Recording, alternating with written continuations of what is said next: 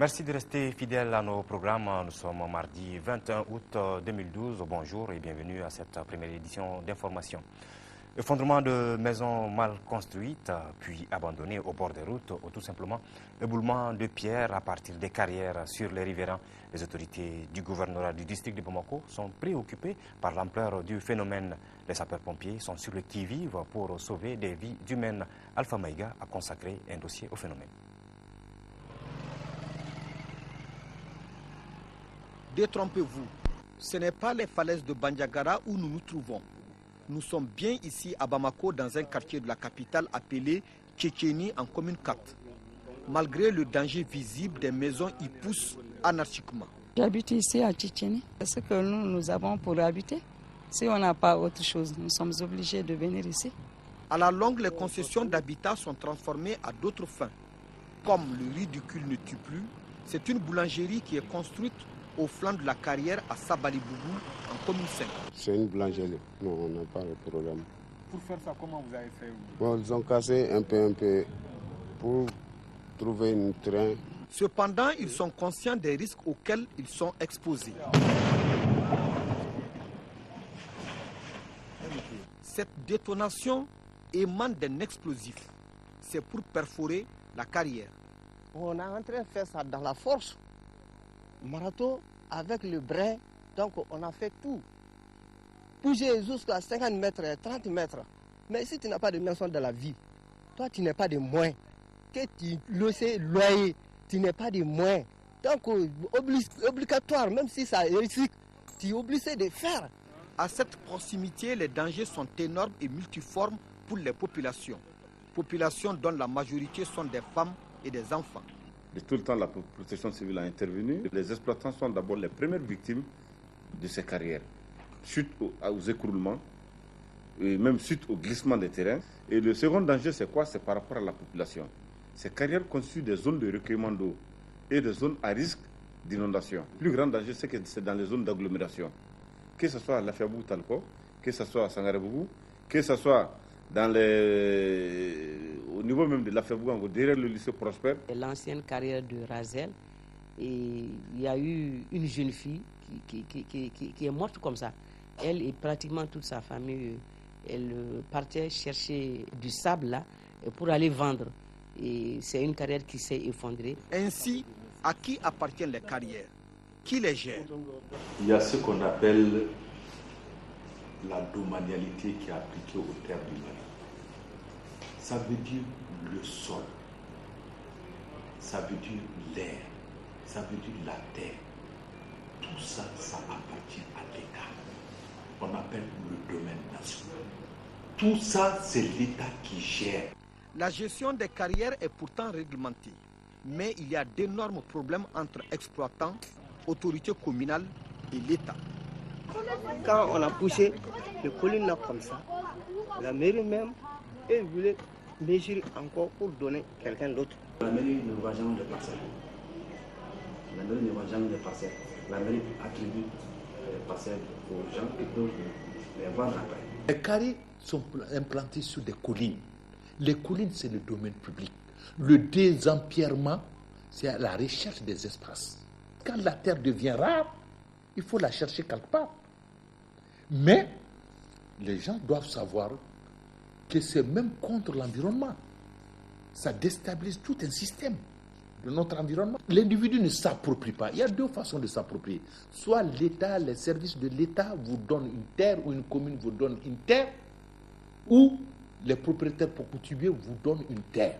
Au cas contraire, vous ne pouvez pas vous-même aller. Ce serait un vol. Certes, l'équation du logement pose toujours problème à Bamako, malgré les efforts de l'État. Alors, faut-il laisser les populations s'installer anarchiquement jusqu'au flanc des carrières? S'il y a des problèmes de sécurité des populations, moi je veux bien qu'on ferme et on ne sera pas complaisant à ce niveau. Tout le monde sait qu'il y a des difficultés d'accès au logement, d'accès à la terre. C'est compliqué, c'est dur, les gens ont raison. Mais alors qu'on n'en vienne pas à se mettre en insécurité pour habiter quand même. Tous les sites ne sont pas adaptés à l'habitat. Certainement que les habitants ne perçoivent toujours pas le danger auquel ils s'exposent. Pour autant, l'État doit-il laisser faire? En tout cas, la gestion des conséquences lui reviendra toujours. Alors, mieux vaut prévenir. Voilà, bon conseil à Alpha Maïga. Un autre dossier consacré, celui-là, aux constructions anarchiques aux abords des rails.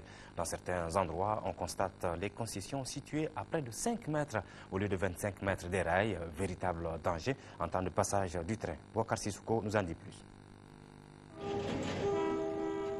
Dans le cadre des activités ferroviaires, les rails se meurent à petit feu à Bamako. Les abords font l'objet de toutes les agressions. Le long du chemin de fer, du quartier de Samé jusqu'à Mouribabougou, les constructions fusent de partout. Certaines même sont à moins de 5 mètres, alors que la distance réglementaire est de 25 mètres de part et d'autre des rails. Les distances réglementaires sont à 25 mètres. Ça, c'est le décret de mars 2005 qui nous le dit. Et cette servitude-là concerne tout simplement Samé, de Samé à Bukasumbu. Si vous faites le tour, vous trouverez les chantiers en cours dans les servitudes des rails. Pourtant, tous mesurent les dangers qu'ils peuvent courir en cas de déraillement. On ne souhaite pas un accident. Bon, en cas d'accident, vraiment, on court d'énormes risques. Une fois, il y avait un troupeau de bœufs qui descendaient ici. Le train est venu les massacrer. Au quartier de Samé, voici le spectacle qu'on trouve sur les rails. Tantôt lieu de dépôt d'ordures, où certains n'hésitent pas à ériger la fondation de leur maison dans un ravin à côté des rails.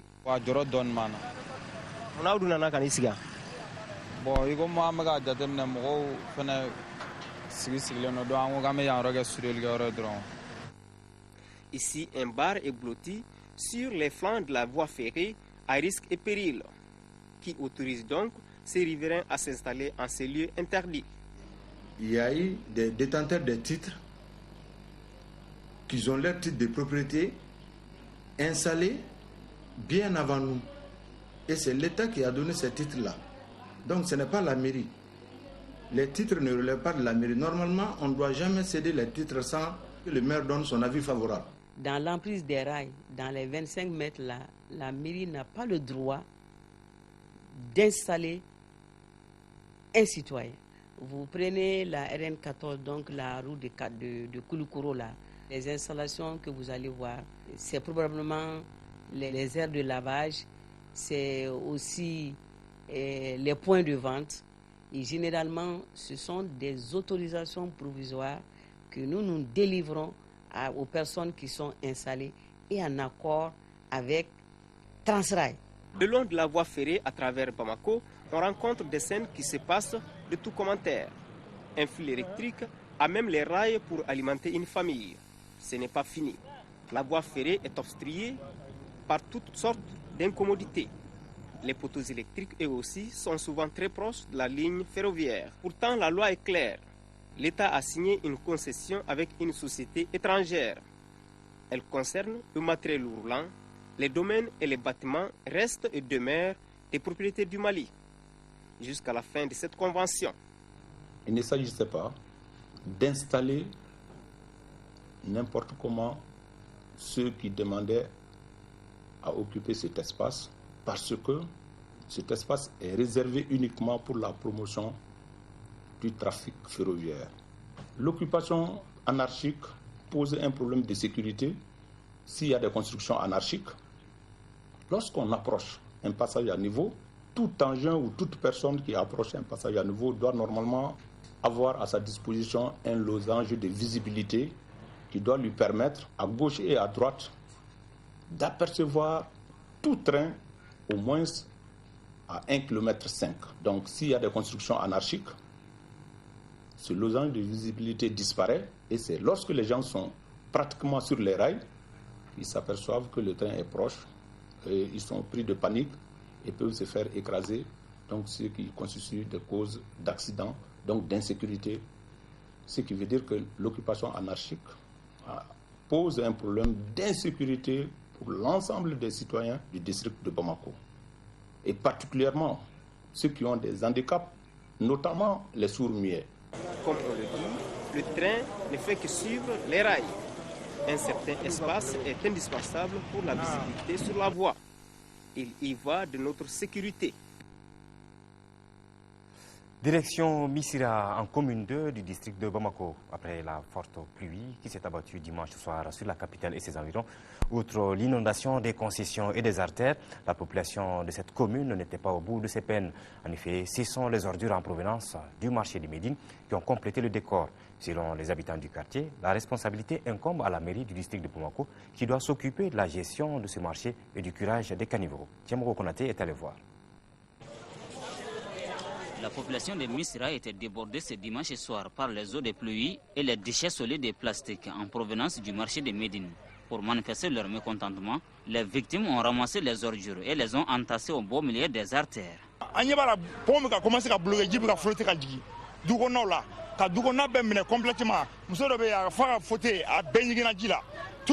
Bon, maintenant, il y a un peu de bourrage. Il faut un secours là.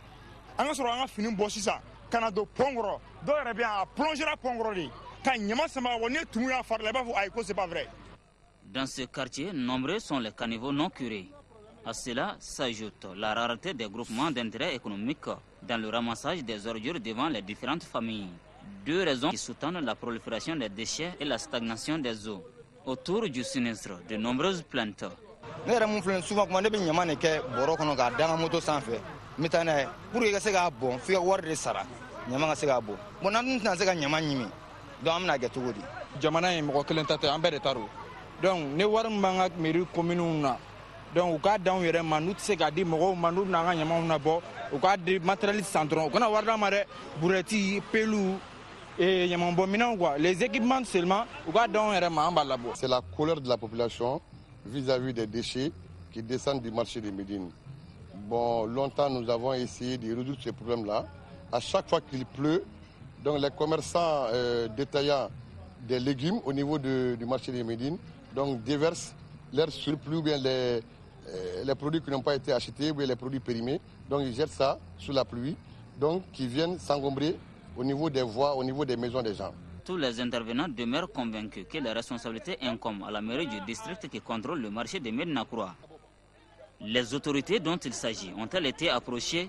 Nous avons approché le district de Bamako qui s'occupe de la gestion du marché de Médine. Plusieurs fois nous avons écrit, plusieurs fois nous avons vu les différents responsables au niveau de la mairie du district. Le résultat? Le résultat, vous l'avez vu aujourd'hui, la colère de la population vis-à-vis des déchets. Le problème, il est connu. Il s'agit de trouver la solution à ce problème-là. Sinon, il ne s'agit pas de dire que c'est le district, c'est la commune 2. Non, non, non. Cette calamité était couplée d'une noyade. C'est une fille d'environ 7 ans qui a été emportée par l'eau. Sport football, un match inaugural de la 29e journée joué hier. L'association sportive de Bamako ASB s'est inclinée 1-3 devant l'AS Real de Bamako. C'était au stade du 26 mars à Irimadio, reportage de Koumba Nyambele. Dans ce match, c'est l'AS Real de noir et blanc vêtu qui prend les commandes dès les 20 premières minutes, chose qui lui a permis d'obtenir l'ouverture du score à la 21e minute par Abdoulaye Diarra. 1-0 pour les réalistes, ce score nous amène à la mi-temps. Puisque l'objectif est de terminer la saison en beauté pour les deux formations. À la reprise, l'ASB montre un nouveau visage et obtient un pénalty. Ce tir est raté par Amara Malé à la 48e minute. À 1-0, nous sommes à la 58e minute. Nikon Daou double la mise pour le Real. Galvanisé par ce but, 2 minutes plus tard, Nti Amadou Samake corse l'addition pour le Real. Mais les jeunes de l'ASB arrivent quand même à sauver l'honneur grâce à un pénalty qui sera transformé par Mamadou Kouyaté à la 85e minute. Score final 3-1 en faveur du Real. La première mi-temps, on n'a pas pu saisir les occasions, on n'a pas pu marquer. Mais la deuxième mi-temps, on a bien saisi les occasions et puis on a marqué. Bon, il reste une seule journée, mais on va essayer de prendre ces 3 points-là pour débuter la saison prochaine. On est en fin de saison. Je peux dire qu'il y avait pas mal de nouvelles têtes pour cette rencontre. Tous les titulaires ont laissé, donc on était obligé de jouer comme ça. Le foot, on a tout donné, on a donné le meilleur de nous-mêmes, mais le jeu de stade n'était pas avec nous, on a perdu ce match. Bon, c'est pas la fin du monde, on va préparer la dernière rencontre. Avec cette victoire, l'AS Siral, 10e au classement provisoire, a désormais 39 points plus 6. L'ASB, 8e, 39 points à une journée de la fin. Focus santé à présent, la chronique nous parle aujourd'hui des brûlures chez les enfants, des traumatismes qui se multiplient pendant le mois de Ramadan et qui peuvent hypothéquer la vie d'un enfant. Au niveau de l'hôpital Gabriel Touré, où se fait la prise en charge, 17% des enfants enregistrés aujourd'hui risquent de mourir, ce qui est un pourcentage toujours trop élevé. Focus santé, une réalisation de Tchessira Emmanuel Dambélé.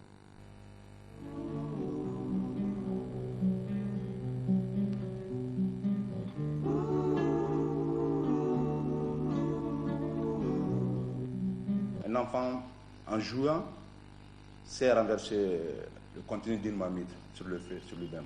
Les parents surveillent-ils suffisamment leurs enfants au point de leur éviter les accidents domestiques de type brûlure? En tout cas, au service de chirurgie pédiatrique de l'hôpital Gabriel Touré de Bamako, les médecins attirent l'attention des parents sur les risques que courent les enfants jusqu'à l'âge de 15 ans. Ici, chaque année, on enregistre une centaine d'enfants pour raison de brûlure. Les brûlés, on a 15% des cas. Ça, c'est quand l'enfant est accompagné soit de sa maman, soit du frère ou bien de la sœur. Donc, quand l'enfant est sous surveillance, il y a 15% des cas d'accident domestique là, qui est là. Mais la grande fréquence, c'est quand l'enfant est seul. On a plus de 55% et ces accidents arrivent quand l'enfant est seul. Les brûlures posent un problème mondial de santé publique à part. Selon l'OMS, elles sont responsables de 195 000 décès par an dans le monde. La majorité de celles-ci surviennent dans des pays à revenus faibles ou moins et parmi les victimes se comptent les enfants que même la surveillance parentale ne sauve pas. Au Mali, l'emplacement des cuisines compte tenu du type d'habitat en est pour quelque chose. Le nombre d'accidents augmente pendant le mois de carême, le froid, alors que la prise en charge coûte cher. Le coût est énorme. Des fois, s'il y a nécessité d'une irradiation, parce que ça arrive, le coût déjà en 3 jours, il faut compter dans les 100 000 francs. Donc il peut arriver même qu'un enfant brûlé soit intubé.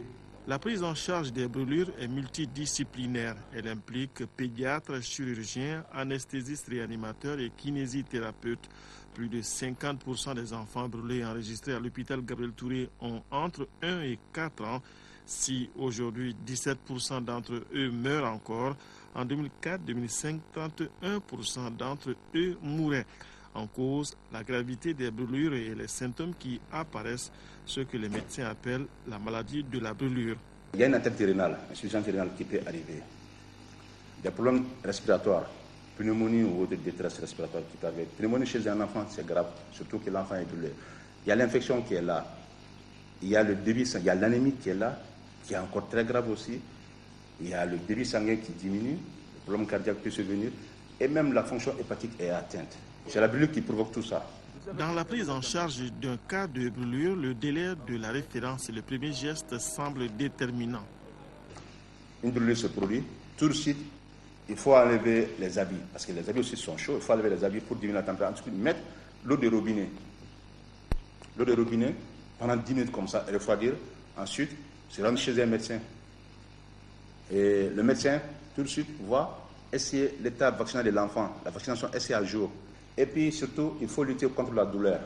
Dès le début, si on peut, un accident, on a enlevé les habits, on a mis de l'eau, vous avez du paracétamol donné à l'enfant. Dirigez-vous chez un médecin. En attendant la création d'un service des brûlés, l'hôpital Gabriel Touré a aménagé une salle pour les enfants. Il compte sur la vigilance des parents pour réduire considérablement les accidents domestiques et les cas de brûlure.